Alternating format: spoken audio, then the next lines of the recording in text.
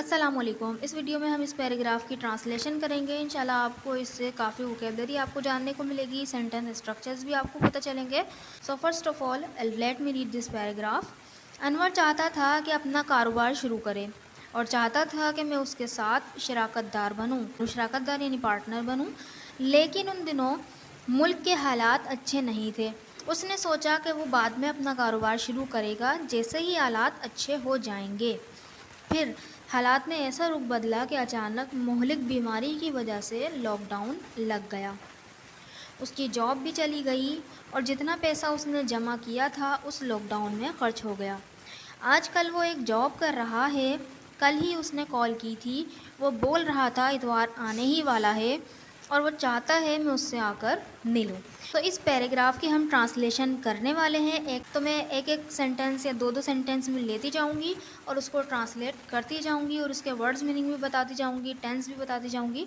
So let's begin.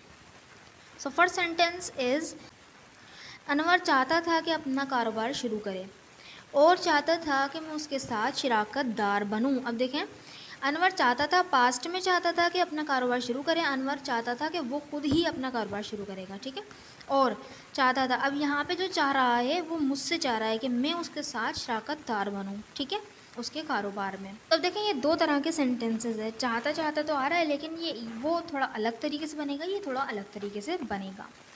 अब देखिए, जो ऊपर वाला सेंटेंस है उसका जो स्ट्रक्चर है वो आएगा, पहले सब्जेक्ट आ जाएगा, फिर वांटेड आएगा, क्योंकि पास्ट में वांटेड का यूज़ होता है, वांटेड टू, और फिर वर्ब की फर्स्ट फॉर्म प्लस ऑब्जेक्ट आ जाएगा, ठीक है।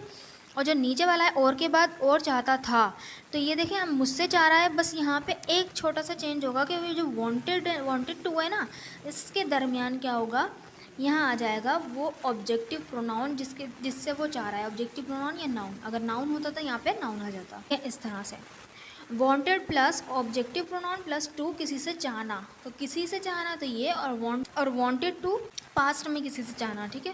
और अगर प्रेजेंट में किसी से चाहना तो सिर्फ यहाँ पे वांट और वांट्स आ जाएगा, ठीक है। और पार्टनर, शराकतदार को हम पार्टनर कहते थे। देखिए सेंटेंस किस तरह बनेगा, बिल्कुल स्ट्रक्चर्स के मुताबिक ही बनेगा। देखें, अनवर वांटेड टू, चाहता था, अनवर चाहता था, स्टार्ट देखें वर्ब की first form I wanted to के बाद, फिर हिज ऑन बिजनेस, ही हमारा क्या हो गया, ऑब्जेक्ट हो गया। एंड वॉन्टेड मी टू, ठीक है, अब मुझसे चाह रहा है कि wanted me to become a partner with him, उसके साथ पार्टनर बन जाऊँ। तो Anwar wanted to start his own business and wanted me to become a partner with him. Next sentence is लेकिन उन दिनों मुल्क के हालात अच्छे नहीं थे। अब देखें, उन दिनों के लिए हम यूज़ करते हैं इन दोज डेज़, ठीक है, इन दोज डेज़ यूज़ करते हैं, कंडीशंस हालात के लिए यूज़ करते हैं। अप टू द मार्क यानी ठीक होना, ये जैसे होने चाहिए वैसे होना। अब देखें, अच्छे नहीं थे, तो नहीं के लिए हम क्या करेंगे, इस टेंस का सहारा लेंगे, उसमें नॉट लगा देंगे। तो देखिए टेंस कौन सा है, मुल्क के हालात अच्छे नहीं थे, तो ये एक स्टेट ऑफ बीइंग बताई जा रही है। तो वॉज वर्क के बाद जो है हम कंडीशंस है, तो यहाँ पर वर लगेगा, ठीक है। और वर के बाद हम जो है अपना ऑब्जेक्ट लिखते हैं। तो देखिए सेंटेंस किस तरह बनेगा, बट लेकिन इन दोज डेज, उन दिनों, कंडीशंस हालात, ऑफ आवर कंट्री, मुल्क के या हमारी मुल्क के, were not up to the mark, ठीक है, क्या नहीं थे, सही नहीं थे, अच्छे नहीं थे। But in those days conditions of our country were not up to the mark. So next sentence is उसने सोचा कि वो बाद में अपना कारोबार शुरू करेगा जैसे ही हालात अच्छे हो जाएंगे। अब देखिए, उसने सोचा, ये तो सिंपल सा ही थॉट बन जाएगा कि दैट लग जाएगा, वो बाद में अपना कारोबार शुरू करेगा। अब देखें, करेगा, गागी ये तो आ रहा है, लेकिन आप यहाँ पे इसको विल में नहीं बना सकते, क्योंकि जो हमारा पहला क्लोज है वो है पास्ट में। तो इसका सेंटेंस का हमारा रूल होता है कि अगर एक क्लोज हमारा पास्ट में है तो दूसरा वाला भी पास्ट में बनेगा। तो विल का पास्ट क्या होता है, वुड, तो वुड हम कर देंगे जैसे ही हालात अच्छे हो जाएंगे। अब देखें, जैसे ही तो आ गया, लेकिन देखें एक कंडीशन के साथ दूसरी कंडीशन जुड़ी हुई है। अब देखें तो अगर गौर से देखें तो वो बाद में अपना कारोबार शुरू करेगा, यानी ये जो काम करेगा वो उस बेस पे करेगा कि जैसे ही हालात ठीक हो जाएंगे। ये क्या हो गया, ये हमारा हो गया एक कंडीशनल सेंटेंस हो गया। अब जैसे ही जो हालात अच्छे हो जाएंगे ना, ये हमारा पास्ट एंड डेफिनेट में टेंस बनेगा, ठीक है, याद रखिएगा। देखें वर्ड्स देखें, इसके बाद में के लिए हम यूज़ करेंगे लेटर, और जैसे के लिए एज सुन एज जो हमारा कंजक्शन है उसका यूज़ करेंगे। ठीक है, तो देखिए सेंटेंस किस तरह बनेगा। ही थॉट, उसने सोचा, दैट के he would start his own business, कि वो अपना कारोबार शुरू करेगा लेटर, बाद में। एज सुन एज, जैसे ही द सिचुएशन इम्प्रूव्ड, हालात अच्छे होते हैं या हालात अच्छे हो जाएंगे। He thought that he would start his own business later as soon as the situation improved. ठीक है, नेक्स्ट सेंटेंस इज, फिर हालात ने ऐसा रुख बदला कि अचानक मौलिक बीमारी की वजह से लॉकडाउन लग गया। ऐसा रुख बदला, पास्ट इंडेफिनिट का टेंस है, अचानक मौलिक बीमारी की वजह से लॉकडाउन लग गया, तो ये भी क्या है, पास्ट इंडेफिनिट का टेंस है। अब देखिए रुख बदलने के लिए हम यूज़ करते हैं टेक अ टर्न। ठीक है, टेक अ टर्न, और ऐसे के लिए सच यूज़ कर लेंगे। ठीक है, टेक अ सच टर्न, इस तरह यूज़ कर लेंगे। अब देखें अचानक के लिए सडन, और की वजह से या की तरफ ले जाना, यानी इस बीमारी ने जो है किसकी तरफ ले गई, लॉकडाउन की तरफ ले गई। ठीक है, तो की तरफ ले जाना लेड टू, कि यहाँ पे जो है पास्ट का ही जिक्र हुआ था, इसलिए मैंने लेड ही लगाया। लेड की फर्स्ट फॉर्म लीड है। अगर प्रेजेंट में होगा कि किसी वजह से कुछ काम हो रहा है तो वहाँ पे लीड का यूज़ करेंगे। देख सेंटेंस किस तरह बनेगा, then the situation took such a turn. ठीक है, टेक की सेकंड फॉर्म हो गई टुक, क्योंकि ये पास्ट इंडेफिनिट का टेंस था। देन हमारा फिर के लिए आया द सिचुएशन, क्योंकि हमारा सेंटेंस का सब्जेक्ट है, तो सब्जेक्ट के बाद वर्ब की सेकंड फॉर्म आती है, तो टेक की जो है सेकंड फॉर्म लगी टुक।